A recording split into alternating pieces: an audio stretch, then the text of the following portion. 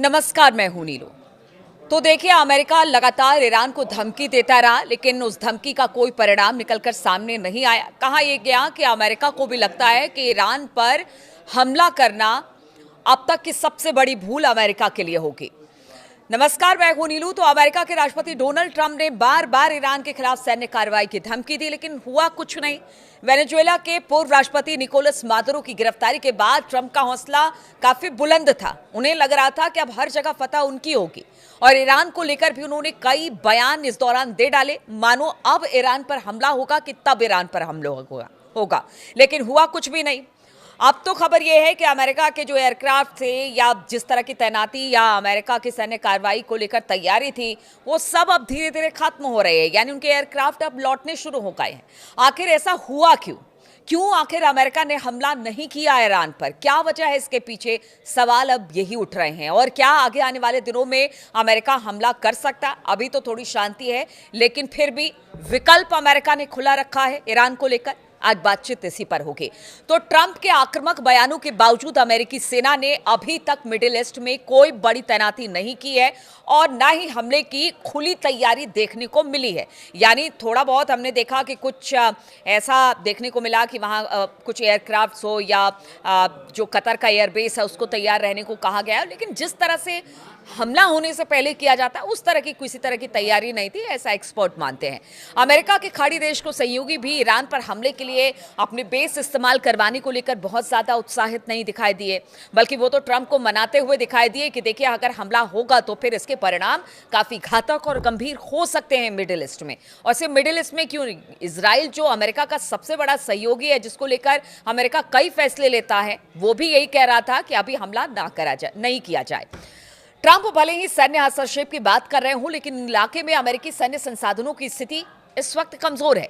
British अखबार the guardian के मुताबिक हाल के महीनों में अमेरिका ने मिडिल ईस्ट से अपने सैनिकों और संसाधन कम किए। हमने देखा कि अक्टूबर 2025 के बाद से अमेरिका का कोई एयरक्राफ्ट कैरियर मिडिल ईस्ट में तैनात नहीं किया गया। उनको बुलाया गया, हालांकि पीछे जब टेंशन ईरान और अमेरिका के बीच चल रहा था तो लगा कि हाँ, कुछ ऐसी बातें सामने आई कि कुछ एयरक्राफ्ट हैं या फिर कुछ जहाज हैं जो कि ईरान की तरफ रुख कर रहे हैं, लेकिन वैसी पुख्ता खबरें इसको लेकर निकलकर सामने नहीं आई। यूएसएस जेराल्ड आर फोर्ड को कैरेबियन भेज दिया गया है, और यूएसएस निमित्ज को भी अमेरिका के पश्चिमी तट पर लाया गया है।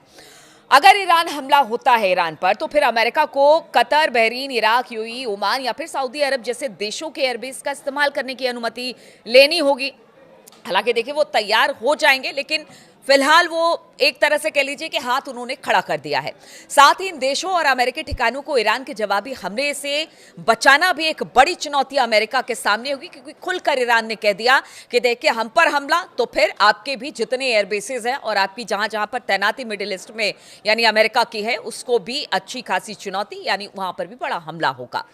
एक विकल्प जून 2025 में किए गए उस हमले जैसा हो सकता है, जिसमें अमेरिका ने B-2 बॉम्बर से ईरान के फोर्दो परमाणु ठिकानों को निशाना बनाया था। मतलब जो एक हमले का विकल्प खुला हुआ है। हालांकि अभी तो अब सिरे से नकारा जा रहा है कि अभी तो फिलहाल कुछ नहीं, अभी तो मामला शांत है, लेकिन हो सकता है कि एक बड़ा हमला, हवाई हमला हो जाए। लेकिन घनी आबादी वाले इलाकों में ऐसा हमला भारी जानमाल के नुकसान का कारण बना हुआ है, क्योंकि देखिए, बहुत सारे लोग इस वक्त सड़कों पर उतरे हुए हैं, और कहा यह जा सकता है कि अगर अमेरिका किसी तरह का हमला करता है तो फिर जानमाल का बेहद नुकसान होगा। ईरान पहले ही चेतावनी दे चुका है कि अगर उस पर हमला हुआ तो वो अमेरिकी ठिकानों और जहाजों को निशाना बनाएगा, चाहे ये कहीं पर भी हो। हालांकि इजराइल के साथ हुए 12 दिनों के युद्ध में ईरान की सैन्य ताकत को नुकसान पहुंचा, लेकिन उसके पास अब भी सीमित मिसाइल क्षमता मौजूद है, और लगातार इन मिसाइलों के प्रोडक्शन पर वो काम कर रहा है। यानी अपने आप को 12 दिन के युद्ध के बाद ईरान ने और मजबूत किया है। ईरान दोबारा तैयार कर रहा है मिसाइल लॉन्चिंग के ठिकाने, रिपोर्ट्स के अनुसार, और एक्सपर्ट बताते हैं कि ईरान के कई मिसाइल लॉन्चिंग ठिकाने पहाड़ों के भीतर बने हैं और उन्हें दोबारा तैयार किया जा रहा है। द गार्डियन की रिपोर्ट के अनुसार ईरान के पास करीब 2000 भारी बैलिस्टिक मिसाइलें हैं, उससे ज्यादा भी हैं। अगर इन्हें बड़ी तादाद में दागा गया तो फिर ये अमेरिका और इजराइल की एयर डिफेंस सिस्टम को चकमा दे सकते हैं। और यही वजह है कि अमेरिका के लिए ईरान पर हमला करना सिर्फ सैन्य ही नहीं बल्कि रणनीतिक जोखिम भी बन सकता है। इसीलिए एक्सपर्ट बता रहे हैं कि अभी तो ईरान पर हमला करने को लेकर जो ट्रंप है और अमेरिका है उन्होंने चुप्पी साध ली है। एक और बड़ी दिक्कत है, इस हमले के लक्ष्य तय करना। ईरान में विरोध प्रदर्शन पूरे देश में फैले हैं, ऐसे में सिर्फ सैन्य ठिकानों को अलग करना आसान नहीं होगा। गलत निशाना और नागरिकों की मौत का खतरा बना रहेगा, खासतौर पर शहरी इलाकों में। इसमें अमेरिका के अंतर्राष्ट्रीय छवि को भी नुकसान पहुंच सकते हैं। और देखिए, ट्रंप ने पहले ही कह दिया था अपने कैंपेनिंग के दौरान कि वो सीधे सीधे किसी युद्ध में नहीं जाएंगे। उन्होंने तो पुराने राष्ट्रपतियों को कहा कि जानबूझकर अमेरिका को युद्ध में ठेला गया। अब ऐसे में जब अगर ट्रंप ये बात कह रहे हैं तो फिर वो कैसे किसी युद्ध में सीधे सीधे जा सकते हैं। इसलिए एक कारण यह भी हो सकता है कि अमेरिका युद्ध में नहीं जाएगा। अब दूसरी बात कर लेते हैं। देखिए, वेनेजुएला बिल्कुल अमेरिका के बगल में है, वहां पर सैन्य कार्रवाई आसान है, लेकिन ईरान बहुत दूर है।